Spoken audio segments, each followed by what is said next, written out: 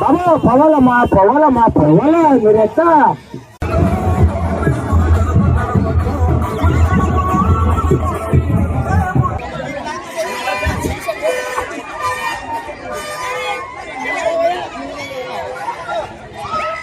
ఇంకా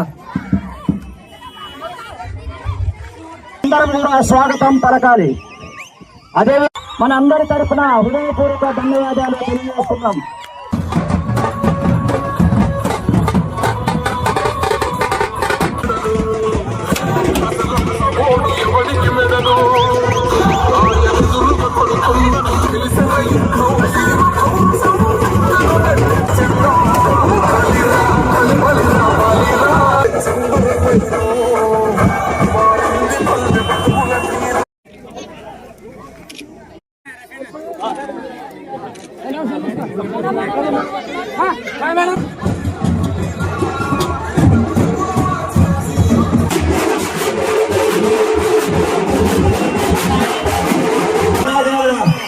సముద్రం కాదు, ఇది జల సముద్రం. ఇదంతా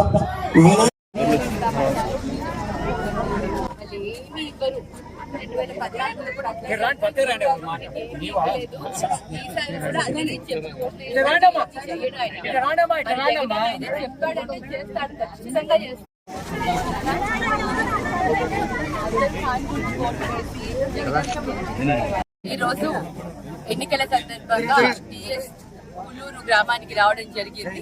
ఇలా ప్రతి గ్రామంలో కూడా మంచి స్పందన ఉంది. జగనన్న చేస్తున్న సంక్షేమ పథకాలకు అందరూ కూడా స్పందించి అందరూ కూడా మంచి ఆదరణ ఇస్తున్నారు.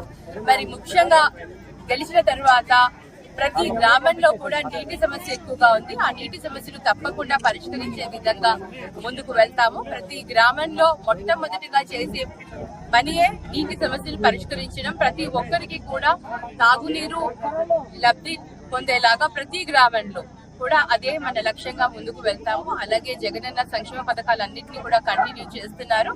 మరి ఆ సంక్షేమ పథకాలతో పాటు అమ్మఒడిని 50,000 నుంచి 17,000 పెంచడం జరిగింది. అలాగే రైతన్న భరోసా కూడా మరి 13,500 నుంచి 16,000 పెంచడం జరిగింది. ఇలాగే మేనిఫెస్టోలో ఏదైతే ఆ జగనన్న చెప్పాడో అది ఖచ్చితంగా చేస్తాడన్న నమ్మకం పబ్లిక్ లో ఉంది, ప్రజలలో ఉంది.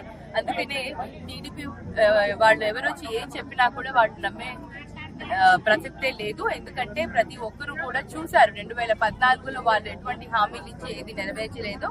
జగనన్న ఏదైతే హామీలు ఇచ్చాడో అవి అన్ని కూడా నెరవేర్చారు. కాబట్టి తప్పకుండా ప్రతి ఒక్కరు కూడా జగనన్నకు అండగా ఉంటారు. మరి తప్పకుండా విజయం వైపు నడిపిస్తారని అందరూ కూడా